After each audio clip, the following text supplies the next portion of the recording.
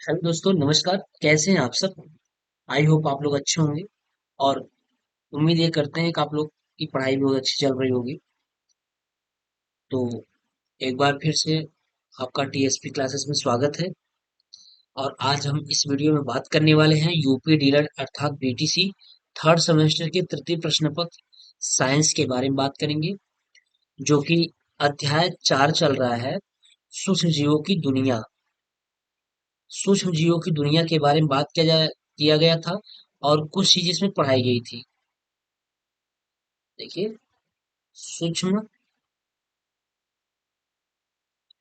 जीवों की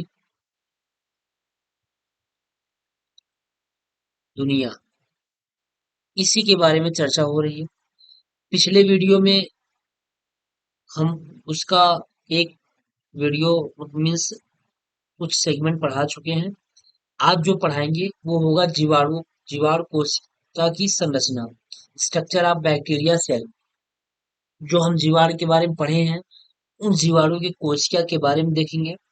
कैसे जीवाणु होते हैं, कौन कौन सी उनमें कोशिकाएं किस तरीके से वर्क करती हैं, क्या क्या चीजें होती हैं जो उनको जीवित रखने में सहायक होती हैं, जो उनको सेफ्टी प्रोवाइड कराती है। इन्हीं चीजों के बारे में चर्चा करेंगे। तो वीडियो स्टार्ट करने से पहले, आप पढ़ाने से पहले, अगर आप हमारे चैनल पे नए होंगे तो प्लीज चैनल को सब्सक्राइब कर लीजिएगा और अपने दोस्तों के साथ शेयर अवश्य कर दीजिएगा। तो चलिए हम लोग स्टार्ट करते हैं। जीवाणु कोशिका की संरचना, स्ट्रक्चर ऑफ बैक्टीरिया सेल। तो देखिए, हम इसमें देखेंगे कि बैक्टीरिया की संरचना कैसी होती है, क्या क्या चीजें उसमें होती है, इसके बारे में विशेष तौर से देखेंगे। तो बाह्य स्वरूप में सभी जीवाणु समान नहीं होते, यानी बाहरी तरीके से, जो बाहर से देखने में सभी जीवाणु क्या होते हैं, एक जैसे नहीं दिखते हैं। वो कुछ न कुछ अलग होते हैं। कुछ कुछ गोल, अंडाकार और सर्पाकार होते हैं। यानी उनकी जो बाह्य संरचनाएं होती हैं वो एक समान नहीं होती है। उसमें कुछ गोल होते हैं, कुछ अंडाकार होते हैं, कुछ सर्पाकार होते हैं। लेकिन अधिकांश हमारे जो जीवाणु होंगे उनकी आंतरिक, ज्यादा से ज्यादा जीवाणु की आंतरिक जो संरचना होगी, इंटरनल जो स्ट्रक्चर होगा, वो समान होता है। तो वही चीज है कि बाह्य स्वरूप में सभी जीवाणु समान नहीं होते, किंतु कुछ गोल, अंडाकार और सर्पाकार होते हैं। किंतु अधिकांश जीवाणु की आंतरिक संरचना समान होती है, यानी उनके अंदर की जो संरचना होती है, स्ट्रक्चर होती है, वो समान होती है। ये सूक्ष्म जीव है। अधिकांश बैक्टीरिया एक कोशिकीय होते हैं, किंतु या लेकिन कुछ बैक्टीरिया बहुकोशिकीय होते हैं। ज्यादा से ज्यादा हमारी जो बैक्टीरिया होती हैं वो एक कोश की होती हैं। कुछ ही ऐसी बैक्टीरिया है जो बहुकोशिकीय है। जैसे आपके हो गए माइक्रोबैक्टीरियम, कोरियन बैक्टीरियम, ये बहुकोशिका में आते हैं।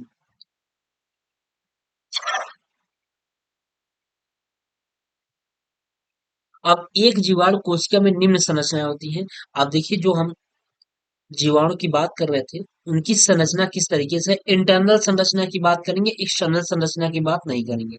यानी इंटरनल स्ट्रक्चर की हम बात कर लेंगे। एक्सटर्नल स्ट्रक्चर के बारे में आपको बताया गया है कि अ, होती क्या है कि इनकी जो बाहरी से संरचना होती है वो देखने में एक जैसी नहीं होती है। कुछ लंबे होते हैं, कुछ सर्पिलाकार होते हैं, कुछ गोले होते हैं। तो अलग अलग के जीवाणु होते हैं।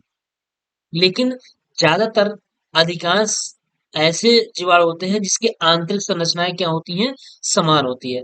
अब उन्हीं आंतरिक संरचनाओं को हम लोग देखेंगे कि कौन कौन सी संरचना इसमें है, क्या क्या चीजें हैं। जैसे देखिए, ये एक आपको जीवाणु कोशिका का चित्र दिख रहा है और इन चित्रों को नामांकित किया गया है। हर लेवल ऑफ पार्ट को बताया गया है कि कौन कौन सी क्या चीजें हैं। तो चलिए हम लोग स्टार्ट करते हैं। जो सबसे पहले आपको ये पूंछ जैसा दिख रहा है, ये फ्लैगेलम है, यानी कसाभिका है। ये क्या है, कसाभिका है। पहले आप इसको देख लीजिए, उसके बाद एक एक पार्ट के बारे में हम लोग पढ़ लेंगे कि इसकी कसाभिका क्या होती है, केंद्रक क्या होता है, कोशिका द्रव क्या होती है, कोशिका भित्ति क्या होती है, इन सब चीजों को देख लेंगे। तो ये इसकी कसाभिका है। और ये वाला जो पोर्शन है, ये बड़ा वाला जो गोला है, ये इसका ग्रैनुलर इंक्लूजन है। ग्रैनुलर इंक्लूजन है। कोशिका भित्ति आपका सेल वॉल जिसको बोलते हैं, सेल वॉल आपकी ये होती है कोशिका भित्ति, ये कोशिका भित्ति है, सेल वॉल होती है। उसके बाद राइबोसोम होता है। राइबोसोम मतलब जो है जो डीएनए और आरएनए टाइप जो जनरेट करता है वो राइबोसोम होता है। राइबोसोम ये जो छोटे छोटे हैं ये सब क्या है, राइबोसोम होते हैं। अभी इनके बारे में आपको पता चल जाएगा कि इनका काम क्या है। ठीक है। उसके बाद केंद्रक आपका ये होता है, ये जो है आपका दिख रहा है ये केंद्रक है। ये इस तरीके से जो है ये न्यूक्लाइड है, केंद्रक इसको बोलते हैं।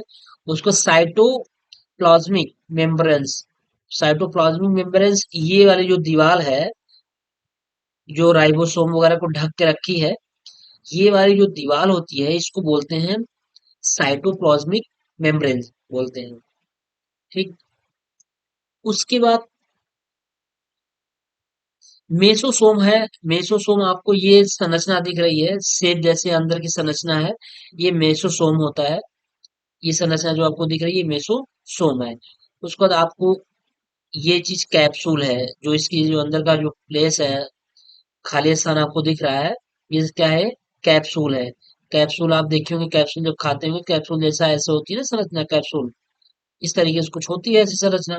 तो ये कैप्सूल, ये अंदर की जो संरचना दिखा रही है ये कैप्सूल है। फिर ये कोशिका द्रव आपके इसके अंदर जो द्रव्य भरे हुए हैं वो कौन से द्रव्य होते हैं, लिक्विड होते हैं, वो साइटोप्लाज्म होते हैं, यानी कोशिका द्रव्य होते हैं। ठीक है। अब हम इन्हीं चीजों के बारे में एक एक करके पढ़ लेते हैं। कोशिका भित्ति, सबसे पहले हम किसके बारे में पढ़ लेते हैं, कोशिका भित्ति के बारे में पढ़ लेते हैं कि जो ये कोशिका भित्ति आपको दिखाई गई है इसका काम क्या है। तो सेल वॉल, सेल वॉल मतलब कोशिका भित्ति, जीवाणु कोशिका एक भित्ति से घिरी रहती है। जो आपकी जीवाणु कोशिका होती है वो एक भित्ति यानी एक आवरण से घिरी रहती है, जो कोशिका के चारों ओर से घेर कर सुरक्षित रखने का कार्य करते हैं। तो कुल मिला के आपको समझ में आ गया होगा कि जो हमारी कोशिका भित्ति होती है वो जीवाणुओं के आंतरिक संरचना को सेफ्टी प्रोवाइड कराती है, यानी उसको सुरक्षित रखने का कार्य करती है। कौन सा, सेल वॉल यानी कोशिका भित्ति। कोशिका भित्ति का मेन कार्य यही होता है कि जो जीवाणु होते हैं, जीवाणु के आंतरिक संरचना, जीवाणु के आंतरिक संरचना को सेफ्टी प्रोवाइड करती है, उसको सुरक्षित रखने में सहयोग करती है।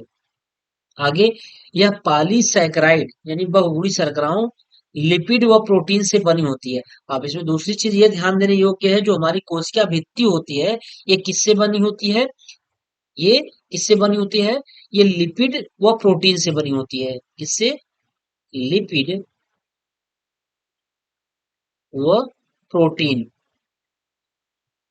प्रोटीन से बनी होती है। और कोशिका भित्ति का कार्य क्या होता है, कोशिका भित्ति का कार्य है कि जो हमारे जीवाणु होते हैं, जीवाणु की जो आंतरिक संरचना है उसको सेफ्टी प्रोवाइड कराती है, उसको सुरक्षित रखने में सहयोग करती है। और यह पॉलीसैकेराइड अर्थात पॉलीसैकेराइड लिपिड व प्रोटीन से बनी होती है। कुछ जीवाणुओं की कोशिका भित्ति में सेलुलोज भी पाए जाते हैं, यानी कुछ जीवाणु ऐसे होते हैं जिनकी कोशिका भित्ति में क्या पाया जाता है, सेलुलोज पाया जाता है। ठीक है।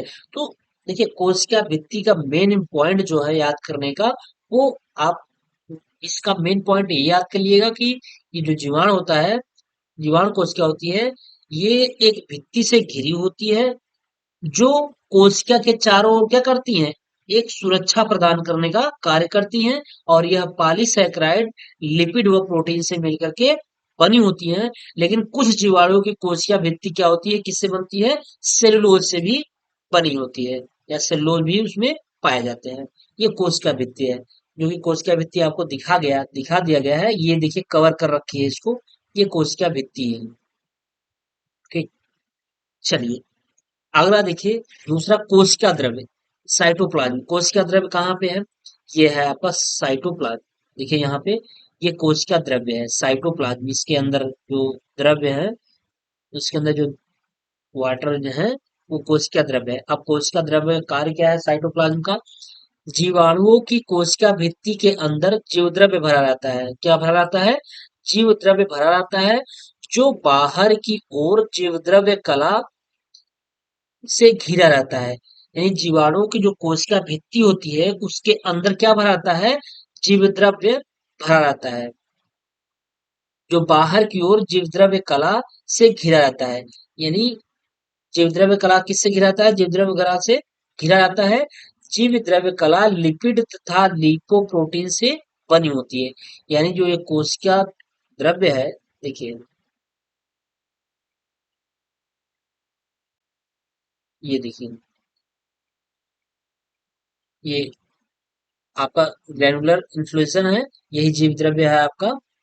तो ये जीव द्रव्य कला जो होता है ये लिपिड तथा लिपोप्रोटीन से बनी होती है। ठीक है, ये साइटोप्लाज्म का है। अब तीसरी पॉइंट है केंद्रक, न्यूक्लियस। न्यूक्लियस में क्या होता है? केंद्रक को देख लीजिए, आपके केंद्रक कहाँ पे है? ये है न्यूक्लियाइड केंद्रक। ये अंदर आपको दिख रहा है, ये केंद्रक है। अब केंद्रक का कार्य क्या है? मानव कोशिका के समान जीवाणु कोशिका में स्पष्ट केंद्रक नहीं होता। यानी मानव कोशिका के समान, जैसे मानव कोशिका में स्पष्ट केंद्रक होता है, उसी प्रकार जीवाणु कोशिका में स्पष्ट केंद्रक नहीं होता है। ये क्लियर केंद्रक इसमें नहीं होता है। कोशिका में किसी भी स्थान पर कोशिका द्रव्य के बीच में कुछ स्वच्छ भाग होता है, जिसे न्यूक्लियाइड कहते हैं, यानी जिसे केंद्रक कहते हैं। यानी मनुष्य के समान जिस तरीके से मनुष्य में केंद्रक क्लियर रहता है, उसके हिसाब से जीवाणु में केंद्रक क्लियर नहीं होता है। इसमें क्या होता है कि कोशिका में किसी भी स्थान पर कोशिका द्रव्य के बीच में, यानी कहीं भी, इनका कोई स्थान फिक्स नहीं है, किसी भी स्थान पर कोशिका द्रव्य के बीच में कुछ स्वच्छ भाग होता है, जिसे हम क्या कहते हैं? केंद्रक कहते हैं, न्यूक्लियाइड कहते हैं। तो ये केंद्रक हुआ। अगला है कशाभिका, फ्लैगला। कशाभिका देखिए कहाँ पे है? फ्लैगला हमारा ये है। ये जो पूंछ जैसी संरचना दिख रही है, ये क्या है? कशाभिका है। अब इस कशाभिका का कार्य क्या है? कशाभिका क्या है? अधिकांश बैक्टीरिया में एक या एक से अधिक लंबे कोमल धागे जैसी संरचना होती है। यानी एक या एक से अधिक, जिन्हें कशाभिका कहते हैं। यानी अधिकांश बैक्टीरिया में एक या एक से अधिक लंबे कोमल धागे जैसी संरचना पाई जाती है, जिन्हें कशाभिका कहते हैं। इसका एक सिरा जीवद्रव्य से जुड़ा रहता है। यानी इसका जो स्टार्टिंग वाला सिरा होता है, ये देखिए किससे जुड़ा हुआ है? जीवद्रव्य से। इससे, ये जीवद्रव्य से जुड़ा रहता है। देखिए जीवद्रव्य से जुड़ा है, नहीं जुड़ा है? ये जीवद्रव्य से जुड़ा रहता है। जीव द्रव्य से जुड़ा रहता है, इन्हीं कारण बैक्टीरिया गतिशील रहते हैं। यानी इस कशाभिका के कारण ही हमारे जो बैक्टीरिया होते हैं एक स्थान से दूसरे स्थान पर पहुंचते हैं। अगर ये कशाभिका नहीं रहता तो वो एक स्थान से दूसरे स्थान पर नहीं पहुंच पाते। तो कशाभिका का मेन कार्य क्या है? कशाभिका का मेन कार्य यही है कि किसी भी जीवाणु को वो एक स्थान से दूसरे स्थान पर उसको पहुंचाने का कार्य करती है। इसका जो कशाभिका है, यानी कशाभिका का जो एक सिरा है, वो जीवद्रव्य से जुड़ा रहता है। ठीक। अब कशाभिका की संख्या के आधार पर बैक्टीरिया कई प्रकार के होते हैं। यानी कशाभिका की संख्या के आधार पर, किसी में कशाभिका एक है, किसी में दो होता है, किसी में तीन होता है, ठीक है, किसी में चार होता है। उन्हीं के अकॉर्डिंग बैक्टीरिया कई प्रकार के होते हैं। जैसे पहला है मोनोट्राइकस। मोनोट्राइकस, इसमें केवल एक कशाभिका होती है। जो मोनोट्राइकस होता है, इसमें केवल एक कशाभिका होती है। इस तरीके से एक लटकी रहती है, जैसे कि अभी पिछले में आप चित्र में देखे हैं। तो मोनोट्राइकस में कशाभिका की संख्या एक होती है। उसका दूसरा है एम्फीट्राइकस। एम्फीट्राइकस में कशाभिका की संख्या कितनी है? दो है। कितनी होती है? दो। दो होती है, दो सिरे पर होता है। तीसरा है पेरीट्राइकस। पेरीट्राइकस में कशाभिका संख्या कितनी होती है? चार होती है। इसमें चार, ये चारों तरफ से जुड़े रहते हैं। जितनी ज्यादा कशाभिका होगी उतनी ज्यादा उसको गतिमान होने में सहायक बनाएगी। तो पेरीट्राइकस जो होती है, इसमें कशाभिका चारों तरफ से जुड़ी रहती है। चौथा है लोफोट्राइकस। लोफोट्राइकस, इसमें कशाभिका का एक सिरे पर होता है। यानी इसमें कशाभिका एक सिरे पर होता है। इसमें कशाभिका क्या होता है? एक सिरे पे होता है, केवल एक सिरे पे होता है कशाभिका बस। लोफोट्राइकस और मोनोट्राइकस, इन दोनों में क्या होता है? इसमें और इसमें कशाभिका एक सिरे पर लगी रहती है। पांचवा है एट्राइकस, एट्राइकस में क्या है, इसमें बैक्टीरिया कसाविका नहीं होती। यानी एट्राइकस में जो कसाविका है इसमें होती ही नहीं है। एट्राइकस में इसमें कसाविका होती ही नहीं है।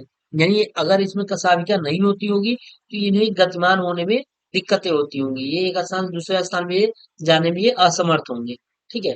तो क्योंकि हमारी जो कसाविका है, कसाविका का मेन कार्य क्या होता है कि एक बैक्टीरिया को एक स्थान से दूसरे स्थान पर पहुंचाने का कार्य करते हैं। तो अब आपको चीजें समझ आ गई होंगी, क्योंकि जो जो इंपॉर्टेंट चीजें थी जो पूछा जाता है उसको बता दिया गया। ठीक है। उस जो जीवाणु की जो स्ट्रक्चर बनाया गया है उसमें जो इम्पोर्टेंट चीजें हैं उसको पढ़ा दिया गया, बता दिया गया है। ठीक। चलिए, आगे बात आती है जीवाणु या बैक्टीरिया के प्रकार। जीवाणु के कितने प्रकार होते हैं, टाइप्स ऑफ बैक्टीरिया। बैक्टीरिया कितने प्रकार हैं। अभी तो आप बैक्टीरिया के आंतरिक संरचना को पढ़ लिए। अब बैक्टीरिया के आंतरिक संरचना में आपने क्या पढ़ा, आपने यही पढ़ा कि बैक्टीरिया जो होती है, जो बैक्टीरिया होती है उसकी जो बाहरी संरचना होती है वो एक समान जैसी नहीं होती है। ठीक है, एक समान जैसी नहीं होती, कहीं सर्पिलाकार होती है, कहीं गोलाकार होती है, कहीं बेलनाकार होती है, विभिन्न तरीके की होती है। लेकिन आपको ये बताया गया है, लेकिन जो जीवाणु की आंतरिक संरचना होती है वो ज्यादा से ज्यादा उनकी आंतरिक संरचना एक जैसी होती है। ठीक है। अब उन्हीं आंतरिक संरचना के बारे में आपको स्पष्ट दिखाया गया है, उनका नामांकित चित्र दिखाया गया है कि कौन सी क्या चीजें हैं, जो इंपॉर्टेंट चीजें हैं कि कोशिका भित्ति कार्य क्या है ना, कसाविया कार्य क्या है, जैसे ये बताया गया अभी, इसमें बताया गया कसाविया कार्य क्या है। ये जो कसाविका है इसका मेन कार्य क्या होता है, मेन कार्य को ये होता है कि जीवाणु को एक स्थान से दूसरे स्थान पे ये ले जाने के लिए सहायक होते हैं। अब किसी जीवाणु में कसाविका दो होती हैं, चार होती हैं, किसी में होती ही नहीं है। तो इसलिए ये कसाविका इसमें पाई जाती है। कसाविका का मेन कार्य यही होता है। अब कोशिका भित्ति, कोशिका भित्ति कार्य क्या है, आपको कोशिका भित्ति कार्य भी बता दिया गया है कि जो हमारी ये बैक्टीरिया होते हैं, बैक्टीरिया की जो आंतरिक संरचना होती है उसमें जो स्ट्रक्चर होते हैं जैसे केंद्र वगैरह होते हैं, उसको सेफ्टी प्रोवाइड कराने के लिए कोशिका भित्ति होती है। उसको सही तरीके से उसको बाहरी आघात ना पहुंचे, दिक्कत ना हो, उसी को सेफ्टी सुरक्षा प्रदान करने के लिए इसमें कोशिका भित्ति होती है। और ये जो कोशिका भित्ति होती है ये आपकी लिपिड व किससे बनी होती है, लिपिड व प्रोटीन से मिलकर के बनी होती है। लेकिन कुछ कोशिका भित्ति क्या होती है, सेलुलोज से भी मिलके बनी होती है। इससे सेलुलोज से मिलके बनी होती है। ये आपको कसाविका के बारे में बता दिया गया, कोशिका भित्ति के बारे में बता दिया गया, कोशिका द्रव के बारे में बताया गया है, केंद्रक के बारे में बताया गया है। केंद्रक जो होते हैं, केंद्रक मनुष्यों में यानी जीवों में क्या होता है कि स्पष्ट एक केंद्रक होता है, लेकिन इसमें क्या होता है, इसमें केंद्रक स्पष्ट नहीं होता है। वो जहां भी प्लेस पाएगा, जैसा प्लेस रहेगा उसी के अनुसार उसमें केंद्रक होता है। तो इसमें क्लियर चीजें नहीं होती हैं। और मीसोसोम, मीसोसोम एक लिक्विड टाइप के होती हैं जो म्यूकस टाइप को निकालती रहती हैं। तो ये सब चीजें हैं।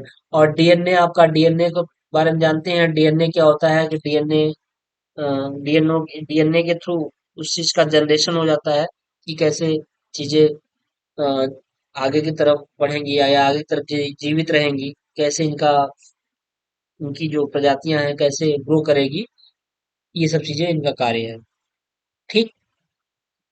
तो अब हम जो पढ़ रहे हैं वो जीवाणु बैक्टीरिया के प्रकार पढ़ रहे हैं, टाइप्स ऑफ बैक्टीरिया। बैक्टीरिया कितने प्रकार की होती है। तो देखिए, ये एक कोष की अणुजीव है, जो बैक्टीरिया होती है ये एक कोष की अणुजीव है। इसकी कोशिका विभिन्न आकारों की होती है, जैसा कि बताया गया है कि ये कई प्रकार के होते हैं, जिनका आकार जो बाहर से आकार होता है वो कई तरीके का होता है। जैसे इसमें है, पहला है गोलाकार। कैसा, गोलाकार, स्फेरिकल। ये गोलाकार होते हैं, इन्हें काक काकसाई ऑक्साई कहते हैं। इनके कई रूप होते हैं, ये गोलाकार होते हैं। एक बैक्टीरिया कैसा हो गया, गोलाकार हो गया, स्फेरिकल के आकार का हो गया, जिसको क्या बोलते हैं, काकसाई बोलते हैं। इसको ध्यान रखिएगा। दूसरा है माइक्रोकोकाई। क्या है, माइक्रोकोकाई। जब ये अलग अलग रहते हैं तो माइक्रोकोकाई कहते हैं। जैसे माइक्रोकोकस, अब ये गोलाकार ही है लेकिन ये अलग अलग रहेंगे। कैसे रहेंगे, अलग अलग रहते हैं। जैसे देखिए, ये अलग है, ये अलग है, और ये भी अलग है। तो ये झुंड टाइप में नहीं रहेंगे, तो इसको माइक्रोकोकाई कहते हैं। माइक्रो मतलब छोटे छोटे स्थानों, छोटे छोटे अलग अलग रहेंगे। तो इसको बोलते हैं माइक्रो कोकस बोलते हैं। ठीक। तीसरा है डिप्लोकोकाई। अब डिप्लोकोकाई में क्या है, जब ये जोड़ों में रहते हैं तो डिप्लोकोकाई कहते हैं। यानी जब भी ये रहेंगे इस तरीके से जोड़ों में रहेंगे, ऐसे जहां भी रहेंगे ये आपस में लिपट करके जोड़ों में ही रहेंगे। जब जोड़ों में रहेंगे तो ये डिप्लोकोकाई होंगे। ऐसा नहीं रहेंगे ये अकेले यहाँ है ये यहाँ है ना, ऐसे है, ऐसे नहीं रहेंगे। अगर ये जोड़ों में दिख गए तो आपको समझ जाना होगा क्या है, ये डिप्लोकोकाई है। क्या है, डिप्लोकोकाई। जब भी ये जोड़ों में रहेंगे ये डिप्लोकोकाई के अंतर्गत आएंगे। ठीक है। तो जैसे इसका एग्जाम्पल दिया है डिप्लोकोकाई निमोनी, याद रखेगा। जैसे डिप्लोकोकाई पूछा, डिप्लोकोकाई कैसे रहते हैं, जोड़ों में रहते हैं। और इसका एग्जाम्पल जैसे डिप्लोकोकाई निमोनी है। एक तो डिप्लोकोकाई के नाम तो है ही, इसमें आपको क्या जोड़ देना है, निमोनी जोड़ देना है, तो डिप्लोकोकाई निमोनी हो जाएगा। ये कैसे रहते हैं, झुंड में रहते हैं। अब बात आती है स्टेप्टोकोकाई। स्टेप्टोकोकाई में क्या होता है, जब ये जंजीर या लड़ी के रूप में रहते हैं तो उन्हें स्टेप्टोकोकाई कहते हैं। यानी जब भी ये रहेंगे, ये जंजीर जैसे सक्रिय होता है, जंजीर होती है, जंजीर में एक दूसरे से पिरोए रहते हैं, सटे सटे पिरोए रहते हैं, उसी तरीके से ये रहेंगे। अगर ये इस तरीके से रह रहे हैं, जुड़े हुए हैं, तो ये समझ लेना है कि ये क्या है, ये स्टेप्टोकोकाई है। जंजीर के रूप में या लड़ी के रूप में बहुत सारे ऐसे लटके रहेंगे, लड़ी के रूप में रहते हैं, तो भी समझ लेना होगा कि ये क्या है, स्ट्रेप्टोकोकाई है। और अगर डबल स्पेयर के रूप में इस तरीके से रहेंगे तो ऊपर वाला क्या है, डिप्लोकोकाई है। जब वो जोड़ा में रहेगा तो डिप्लोकोकाई रहेगा। ठीक।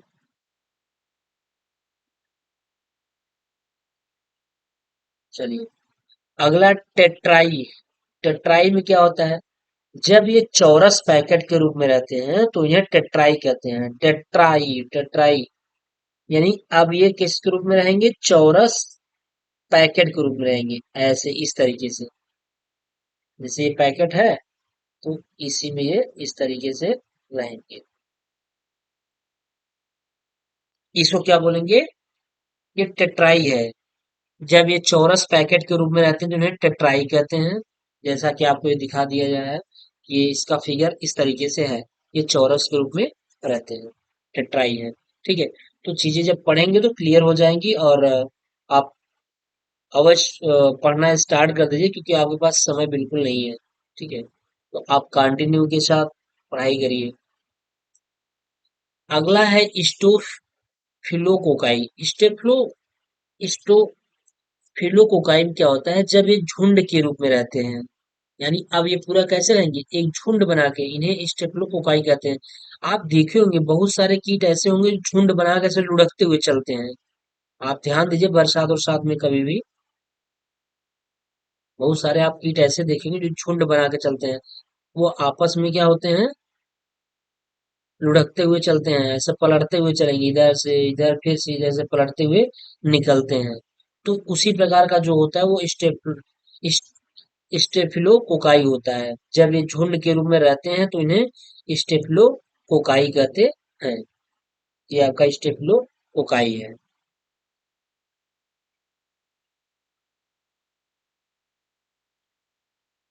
अगला है सार्सिना।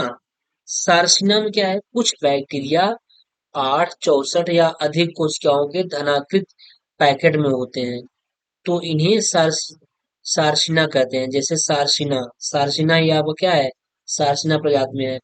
इसमें जो भी रहेंगे जैसे 8 रहेंगे, फिर 64। ठीक है। तो इस तरीके से ये इनकी संख्याओं में बने रहेंगे, इस तरीके से पैकेट के रूप में रहते हैं। यानी कोशिकाओं में धनाकृत पैकेट के रूप में रहते हैं, एक तरीके का कह लीजिए कि सम संख्याओं टाइप में है ये। तो उसी के अनुसार ये सब क्या रहती हैं, झुंड के रूप में रहती हैं। तो ये सारसीना के अंतर्गत आती हैं। ठीक। अगला है, दूसरा है, अभी तो पहले का प्रकार था, अब दूसरा है दंडाकार, रॉड शेप। रॉड शेप में क्या होता है, इन्हें बैसिलाई, बैसिलाई कहते हैं। ये लंबे छड़ाकार होते हैं, जैसे देखिए राड के अनुसार ऐसे इस तरीके से, इस तरीके से रहेंगे। ठीक है, तो इन्हें बैसिलाई कहते हैं।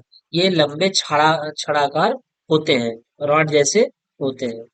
ठीक है, ये दंडाकार है। तीसरा है सर्पाकार, स्पाइरल में होता है। इस प्रकार के बैक्टीरिया को स्पाइरिला कहते हैं। ये अलग अलग एकाकी रूप में रहते हैं, अलग अलग एकांकी रूप में रहते हैं। जैसे विब्रियो, ये हैजा रोग फैलाते हैं। विब्रियो कॉलेरी सुने होंगे ना, विब्रियो कॉलेरी ये सर्पाकार होते हैं। तो इसको ध्यान दीजिएगा, विब्रियो कॉलेरी से हैजा होता है। तो इस प्रकार के बैक्टीरिया को स्पाइरिला कहते हैं। ये अलग अलग एकांकी रूप में रहते हैं। जैसे विब्रियो काइलेरी, विब्रियो जिसको बोलते हैं, ये हैजा रोग फैलाते हैं। जो विब्रियो काइलेरी होता है वो हैजा रोग फैलाता है, खतरनाक रोग फैलाता है। ठीक है, पहले कहा गया ना, पहले पहले के लोग जब जागरूक नहीं हुआ करते थे, पहले वो जब जागरूक नहीं हुआ करते थे, इतनी मेडिसिन वगैरह नहीं थी, तो हैजा जब फैलती थी तो बड़े से बड़े गांव, हैजा प्लेग ये साफ कर देती थी, गांव ही साफ कर देती थी। क्यों? क्योंकि उस टाइम इतनी जानकारियां नहीं थी, इतनी सुविधाएं नहीं थी, दवाइयों का आविष्कार नहीं था। इसलिए जब भी फैलता था हैजा प्लेग, वो गांव साफ हो जाता था। क्योंकि एक दूसरे से दूसरे में वो फैलता चला जाएगा।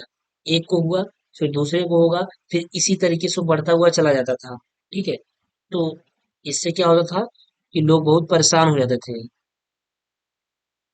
क्योंकि दवा वगैरह तो था नहीं, इसलिए दिक्कत था। तो ये आपका सर्पाकार हो गया।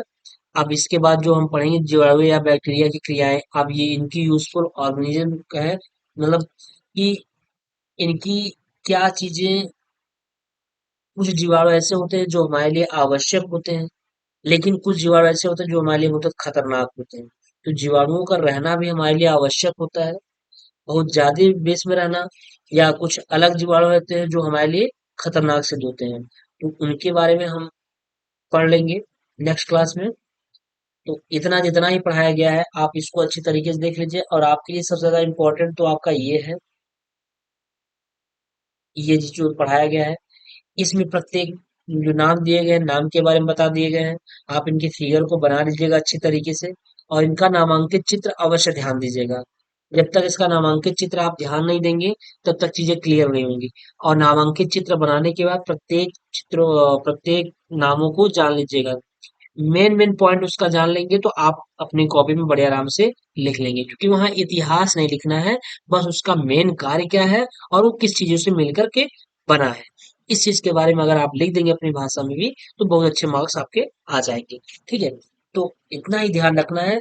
चीजों को रटने की जरूरत नहीं है, चीजों को समझने की जरूरत है। आप रटे होंगे तो रटी हुई चीजें कितनी देर तक याद रहेंगी? आप रट के जाएंगे, उसमें कुछ चीजें ऐसी भूल जाएंगी कि आपका सारा जो रटा हुआ सब बेकार हो जाएगा। लेकिन चीजों को आप समझ के पढ़िए। अगर ये फिगर बनाया गया है, फिगर है यहाँ पे दिख रहा है आपको फिगर, तो इसमें कौन सी चीजें कहाँ पे हैं, क्या काम है, तो बहुत ज्यादा सारी चीजें तो आप क्लियर हो गई होंगी। उसके बाद जब आप इसको एक बार फिर से पढ़ेंगे, तो और भी ज्यादा चीजें क्लियर हो जाएंगी। ठीक है, तो इसलिए चीजों को रटिए मत, उसको रट करके मत पढ़िए। आप थर्ड सेमेस्टर पहुंच गए हैं, इसके बाद आपका एक लास्ट सेमेस्टर बचेगा, और इसी लगे हाथ आप टेट या सीटेट का एग्जाम भी देंगे। और अ, आपको ये टेट या सीटेट निकालना अति आवश्यक होगा, क्योंकि मे भी कब वैकेंसी वगैरह आ जाए, क्या है कुछ पता नहीं है।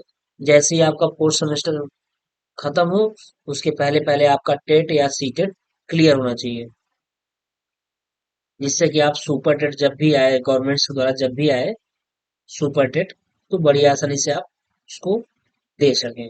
ठीक है, और हाँ, ये टेट सीटेट जो भी हैं, अगर आप अच्छी तरीके से बीटीसी किए हैं, अच्छी तरीके से पढ़े हैं, तो 101% आपका टेट या सीटेट कुछ भी देंगे, बड़ी आसानी से निकल जाएगा। यही नहीं, आपके सुपर टेट में ये भी काम आएगा।